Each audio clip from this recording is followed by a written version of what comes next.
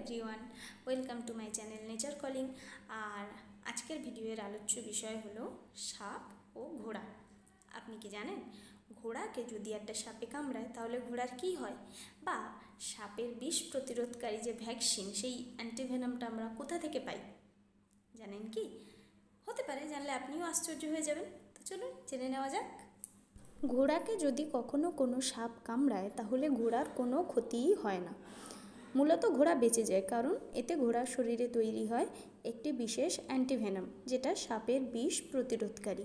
এমনকি এই অ্যান্টিভেনামকেই বিভিন্ন প্রক্রিয়াজাত করে ভ্যাকসিন হিসেবে ইউজ করা হয় মানুষের শরীরে সাপে কামড়ালে। এমনকি খুবই বিষাক্ত সাপ, যেটা কামড়ালে বেঁচে থাকা প্রায় অসম্ভব, এমন কোনো সাপও যদি ঘোড়াকে কামড়ায় তাহলে ঘোড়া এমন কোনো ক্ষতিই হয় না। খুব বেশি হলে দেখা যাচ্ছে 2 থেকে 3 দিন ঘোড়া একটু অসুস্থ বা একটু দুর্বল হয়ে যায়। অসুস্থ বলতে একটু দুর্বলই হয়ে পড়ে, তারপরে আবার সে স্বাভাবিক অবস্থায় ফিরে আসে। এই অ্যান্টিভেনাম তৈরি করার জন্য সারা বিশ্বে প্রচুর ওষুধ প্রস্তুতকারী সংস্থা রয়েছে। এদের কাজই হচ্ছে ঘোড়ার শরীরে সাপের বিষ প্রয়োগ করা, এবং তারপরে 2 থেকে 3 দিনের মধ্যে যখন ঘোড়ার শরীরে সেই অ্যান্টিভেনামটা তৈরি হয়ে যায়, তখন রক্ত থেকে লোহিত রক্তকণিকা এবং শ্বেত রক্তকণিকাটা বাদ দিয়ে একটা সিরাম সংগ্রহ করা, এবং সেই সিরামটাকে বিভিন্নভাবে প্রক্রিয়াজাত করে মানুষের জন্য ভ্যাকসিন তৈরি করা।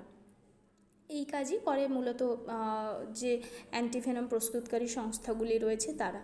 তো মূলত ব্যাপারটা এটাই দাঁড়াচ্ছে যে মানুষের যে সাপে কামড়ালে যে প্রতিষেধক বা ভ্যাকসিন, সেটা আসে ঘোড়ার শরীর থেকেই। আমরা ঘোড়াকে ঘোড়ার শরীরের মধ্যে সাপের বিষ প্রয়োগ করিয়ে সেখান থেকে যে অ্যান্টিভেনামটা তৈরি হচ্ছে সেইটা কালেক্ট করে তাকে প্রক্রিয়াজাত করে সেটা মানুষের কাজে ব্যবহার করা, মানুষকে সাপে কামড়ালে তার জন্য ব্যবহার করা। তো এই কারণে ঘোড়াকে যদি কখনো কোনো সাপে কামড়ায় তাতে ঘোড়ার কোনো ক্ষতিই হয় না।